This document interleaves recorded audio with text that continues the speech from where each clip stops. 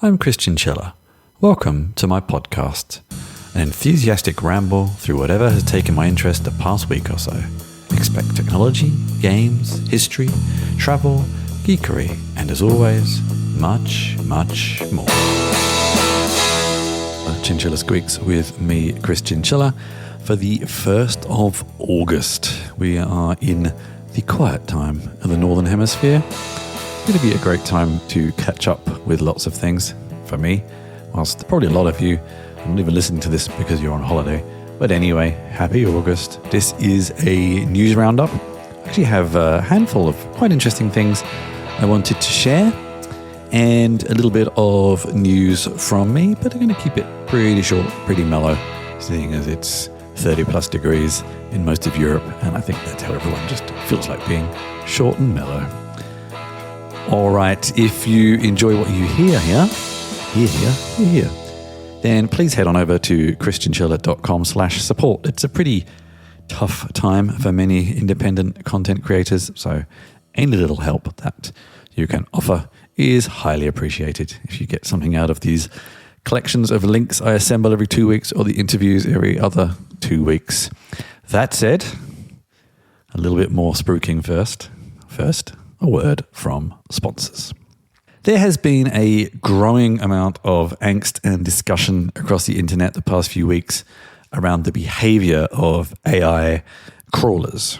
I've actually seen this reported in a few places. Possibly the highest profile one was YouTube complaining, I'm not sure, that Apple, Nvidia, Anthropic used thousands of YouTube videos to train models, which is actually against their terms of service, for one thing. And also some of the options they chose, some of the videos they chose was a whole other problematic area because it kind of represented certain perspectives, certain voices, I guess. But I would actually like to talk about some of the less reported examples. This is from the Read the Docs blog. Read the Docs is a documentation tool. It's part of the Write the Docs community that I'm very familiar with. It's a popular website, but it's not like top 100 websites, shall we say. And they reported, and you can see even in the image, if you look at the text version of this podcast, that in a matter of days, they received 24 terabytes of traffic. And this is all AI crawlers, because these crawlers do not respect robots.txt. I actually never realized robots.txt is kind of it's not a requirement, it's a thing that people choose to do.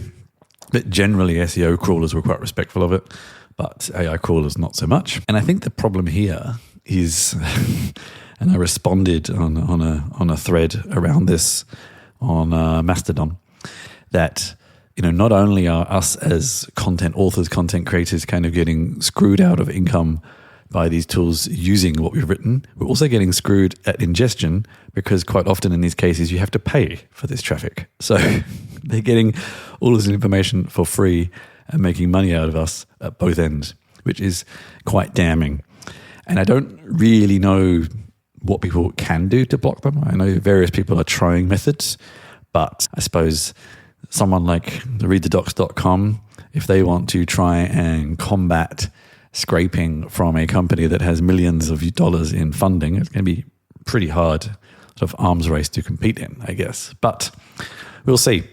It's a topic that's come up a lot in the past few weeks. So I get the feeling it's reaching a bit of a head, and that maybe people will really start looking into a viable solution to not bring many sites down to their knees at the moment, or paying through the nose for other people's models.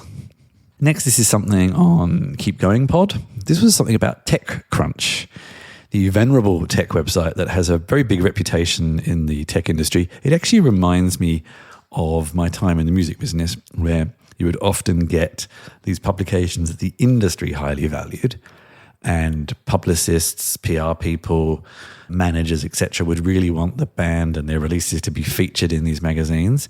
But sometimes, from an actual artist perspective, often the best coverage you got was in a fanzine, or, this is 20 years ago, and now it might be the equivalent of being on a YouTube channel or a podcast or something like that. But TechCrunch has always been one of these sites that PRs especially are very enthusiastic to have their clients listed on. like every outlet at the moment, it's struggling, and it has done many things to try and increase clicks, views, revenue. And this article tracks that journey through many different lenses, through its different acquisitions, through its attempts to increase advertising. I'm not sure how many people realize this outside of the kind of PR industry, that how many of these sites now basically it's pay to be featured, and TechCrunch is relatively infamous for that, that often when you read something, it's not there necessarily out of merit, it's there because someone paid. This lowers, I guess, the value that a reader gets out of reading something like TechCrunch, a normal reader as opposed to someone in the industry. Frankly, I think the whole story of it was a bit of a summation of what's happened to tech journalism in general, not just specifically this one website, but I think just because it was such a high player and has been through such a fraught and long journey, it really was not even a microcosm. It's kind of bigger than a microcosm, but a representation of what has happened across this whole space. See my earlier comments on tough time, contributions welcome, etc., etc. Going back even further into the past, this is something over on the always wonderful Eclectic Light Company, talking about managing classic macOS resources in ResEdit.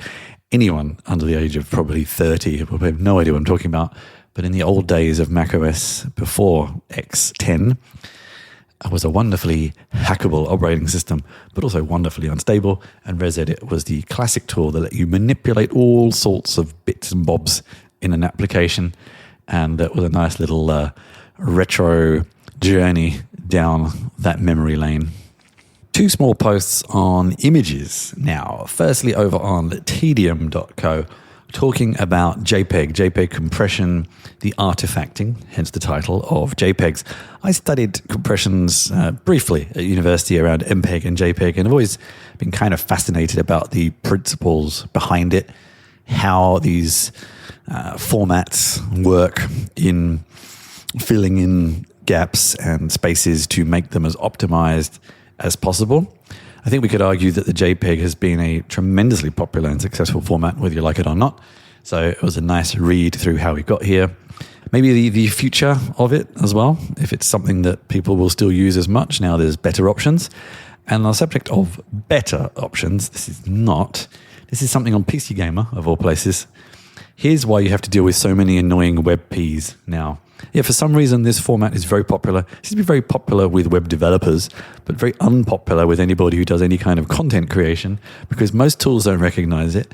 Downloading them is always a pain because you get this file that then nothing seems to open. And I don't entirely understand why it's so popular.